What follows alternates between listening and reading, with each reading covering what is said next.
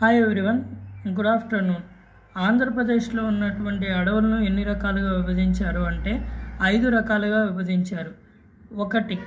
ఆర్ద్ర ఆకురాల్చు అరణ్యాలు లేదా సమశీతోష్ణ స్థితి సతిత హరత అరణ్యాలు. ఇంగ్లీష్లో ట్రాన్స్లేషన్ చేసుకోండి, ఈజీనే.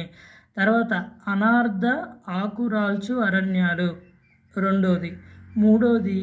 ముళ్ళతో కూడినటువంటి పొద అడవులు. ఓకే. 4.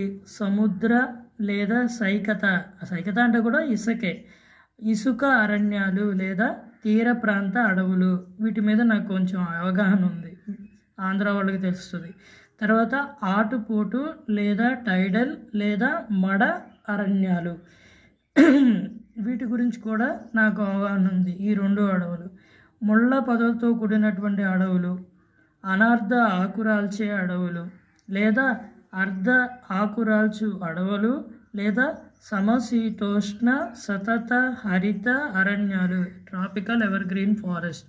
ఓకే, ఇవి 5 రకాలు ఉన్నాయి, గుర్తుపెట్టుకోండి.